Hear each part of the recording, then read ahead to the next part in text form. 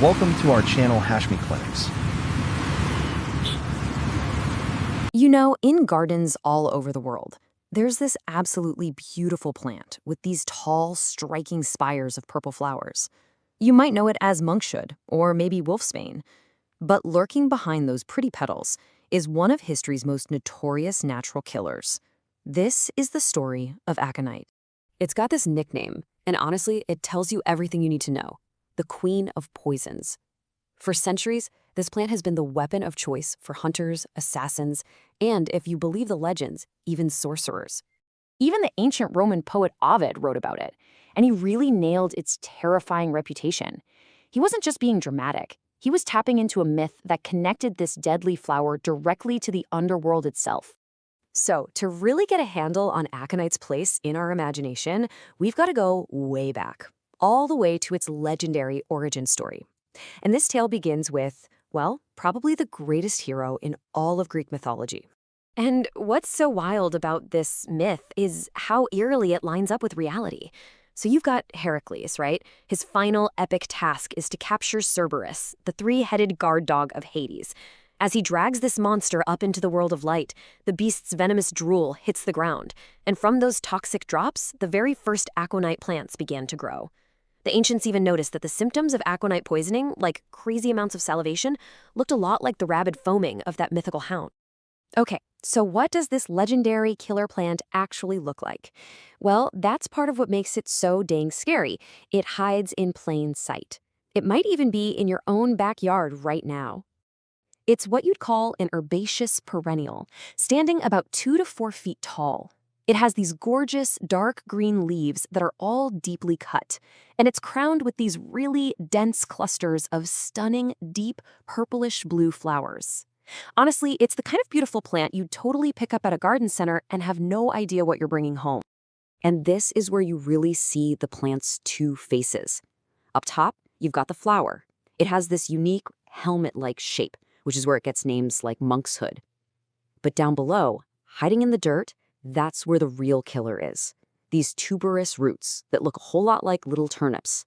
And it's right there, in those roots, where the poison is at its absolute strongest. So how in the world does this plant actually kill you?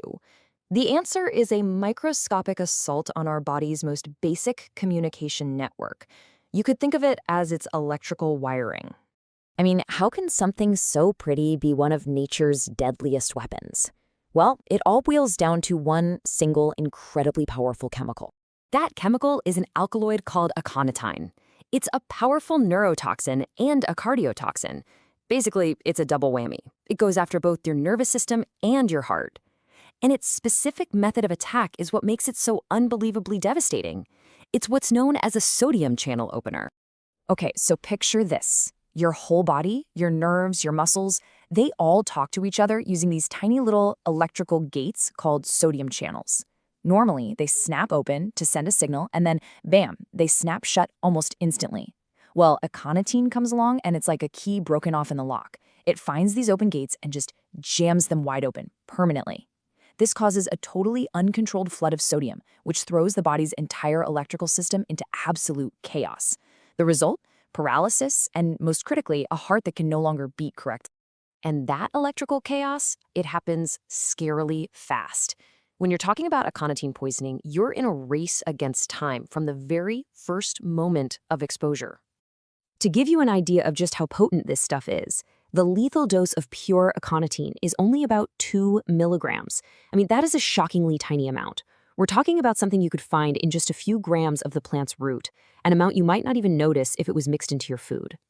And the symptoms kick in so fast. We're talking 10 to 20 minutes in, and you're already feeling a numbness and tingling around your mouth, followed by horrible vomiting and diarrhea. Before even an hour passes, that weakness and a pins and needles feeling starts spreading to your arms and legs. Then the heart starts to fail. Death usually happens in less than 6 hours, either because the heart just gives out or the muscle that control breathing become paralyzed. So when you think about it, super potent, acts incredibly fast, and back then almost impossible to trace, is it any wonder this became the poisoner's perfect weapon throughout history? Let's take a quick trip back in time. The ancient Gauls, they were slathering it on their arrowheads to hunt wolves. That's where the name wolfsbane comes from. The great general Hannibal is said to have used it to take his own life rather than be captured. The infamous Borgia family in Renaissance Italy, it was supposedly one of their favorite ways to get rid of political enemies. And in the Middle Ages, it was all tangled up with black magic and even werewolf legends. But here's the thing. Aconite's dark history didn't just stop in the Middle Ages. Even today, it walks this razor-thin line between being an herbal remedy and a straight-up deadly poison. You'll actually find it used in some traditional medicine systems, but, and this is a huge but, the key is how it's processed. The roots are very carefully soaked or boiled, which causes a chemical reaction that changes the deadly aconitine into compounds that are way less toxic. It's also used in homeopathy, where the whole idea is to dilute the substance so much that, in the end, there's often not a single molecule of the original poison left. But even with these uses, the dangers are absolutely real today.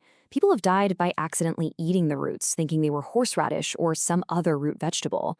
Improperly prepared herbal medicines have had fatal consequences. And hey, if you're a gardener, you really need to hear this. The toxin can actually be absorbed through your skin, especially if you have any open cuts. And of course, tragically, it's still sometimes used by people to intentionally harm themselves or others. You know, there's a quote from a forensic study that just says it all.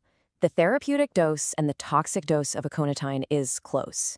What that really means is the line between a dose that could maybe help you and a dose that will kill you is practically non-existent. There is just zero room for error. Which, of course, brings us right back to where we started. Is aconite just a beautiful flower with a really dark past, or is it something more, like nature's perfect weapon, hiding right there in plain sight? Its story is just this powerful, chilling reminder that in nature, sometimes the most incredible beauty and the most terrifying danger can grow from the very same root.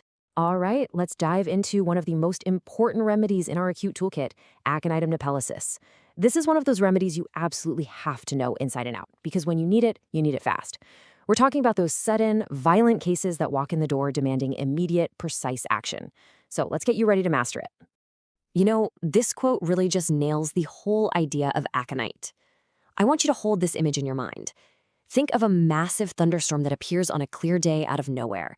It rages with incredible intensity, wind, rain, thunder, and then, just as quickly as it came, it's gone. That's the aconite state. It's intense, it's terrifying, but it's short-lived. This storm metaphor is the absolute key. So here's our game plan. We'll start by exploring the nature of this acute storm. Then we'll get right into the heart of the matter, the mind, the fear and anguish. After that, we'll cover how this shows up in the body, look at some classic situations where you'll use it, and we'll finish up with some really practical clinical pearls, including how to tell it apart from other remedies. Okay, so where does aconite really shine? Right at the very beginning of an acute disease. And it's typically for your strong, robust patients, the ones who are usually healthy as a horse, and then bam, they get hit by something that just completely floors them. We are not talking about a slow, creeping illness here. Aconite is all about abrupt, fast-moving conditions that hit with incredible force. So what kicks this whole thing off? Well, the triggers are usually just as sudden as the illness. The absolute #1 classic cause is exposure to dry, cold wind. That's the textbook etiology. It can also be from getting a chill when you're overheated and sweaty. And just as importantly, remember the emotional triggers. Aconite is a massive remedy for the immediate effects of an intense fright, a traumatic injury, or the shock of a surgery. Now, let's talk about the mind. And honestly, this is where you will make or break your aconite prescription. The mental state is everything here. If the patient is calm, patient, and resigned, it's almost certainly not aconite, no matter how high the fever is. You are looking for a profound state of fear, anxiety, and mental anguish. It's the true signature of the remedy. Here's a fantastic clinical shortcut for you, the Aconite tripod. Think of it like a 3-legged stool. The legs are suddenness, fright, and restlessness. When you see those 3 things together, all presenting with intensity, you can be pretty darn sure you're looking at aconite. It's an incredibly powerful and reliable way to spot it in the clinic. So let's really dig into this mental state. We're not talking about just a little anxiety. This is sheer terror. The patient is utterly convinced they're going to die. And here's that very peculiar keynote. They may even predict the time of their death. The restlessness is just as extreme. They're tossing and turning, unable to find a moment of peace. And everything is heightened. The pains are so bad they feel like they're going crazy, and even something like music is just unbearable. And this is exactly what it sounds like when they're in your office. That clinging desperation. Doctor, don't leave me. That absolute conviction that their time is up. When you hear that kind of terrified plea, a little alarm bell should go off in your head and it should be screaming, think Aconite. Okay, so we've got this massive storm raging in the patient's mind. How does that translate to the physical body? Well, you see a state of extreme tension and intensity there too. The whole circulatory system is in an uproar. The nervous system is on red alert. This is not a weak, collapsed state. It's a high-energy, high-tension, functional crisis. So what are we looking for physically? First, a fever that just skyrockets, and it comes with characteristically dry, hot skin. There's no sweat. If you take their pulse, it's going to feel full, hard, and bounding, like a hammer under your fingers. Then there's the thirst, a burning, unquenchable thirst for huge amounts of cold water. And the pains, they're just like the mental state, sharp, shooting, and absolutely intolerable. You'll also often hear about strange nerve sensations like numbness or tingling. And here are a couple of classic visual cues you can look for.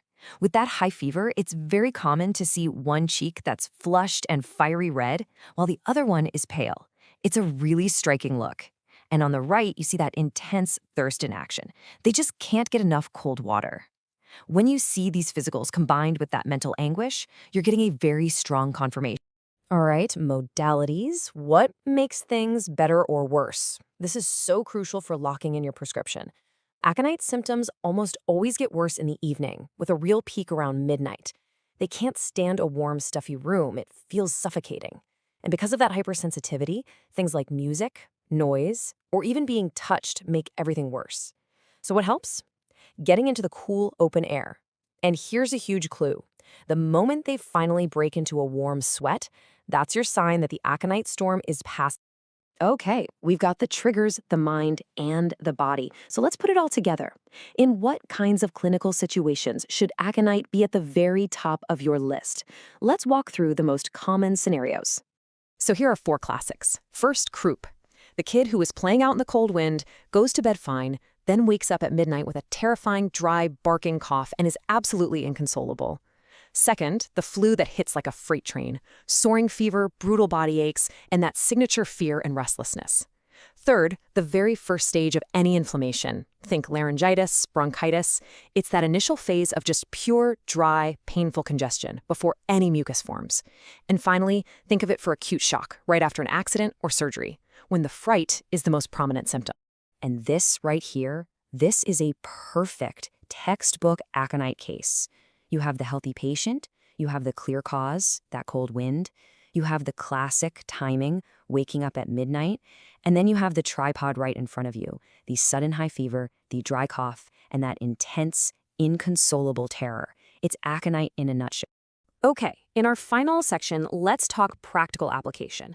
How do we sharpen our prescription and, maybe even more importantly, how do we differentiate Aconite from other remedies that can look really similar at first? This is absolutely key to getting great results. So let's tackle the big one. The question that comes up all the time in acutes, is this Aconite or is it belladonna? They are both giants for sudden high fevers, and confusing them is probably one of the most common reasons for a failed prescription in these cases. So how do we tell them apart with confidence? Let's break down the key differences. Aconite usually has a clear trigger, like that cold wind or a fright. Belladonna often just seems to come out of nowhere. But the biggest giveaway is the mind.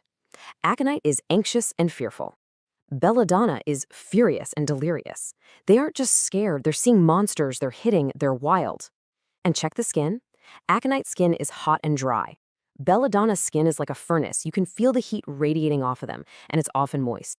And a few quick tips on management. Remember, Aconite is a fast, short-acting remedy, so in an intense case, you may need to repeat it frequently. But here's the crucial part. You have to know when to stop. The second the picture changes, like when that dry cough turns wet and productive, the Aconite storm has passed. It's time to find the next remedy. And the very first sign it's working isn't the fever breaking, it's the mind calming down. When you see that fear and restlessness begin to fade, you know you're on the right track. So, to wrap it all up, it really comes back to that Aconite triad. If you remember nothing else from this, remember these three things: suddenness, fright, and restlessness. When you see those three keynotes show up together with violence and intensity, you've almost certainly found your remedy. So I'll leave you with this question. The next time that storm rolls into your clinic, and you know it will, that patient with the sudden, violent, terrifying illness, will you be ready to recognize the unmistakable signature of Aconite? With these tools, I have no doubt that you will be. Professor Dr. Rafat Hashmi is a distinguished homeopathic physician, educator, and researcher with over 4 decades of clinical and teaching experience. He is widely respected for his deep command of Materia, Medica, respiratory, and constitutional prescribing, combined with a practical, patient-centered approach. Dr. Hashmi has dedicated his career to training generations of homeopathic doctors, blending classical principles with modern clinical insight. He is also known for his innovative work in digital homeopathy, developing educational content, clinical tools, and AI-assisted systems to enhance remedy selection and case analysis. With a strong commitment to ethical practice and lifelong learning, Professor Dr. Rafat Hashmi continues to guide, inspire, and elevate the standards of homeopathic education and patient care.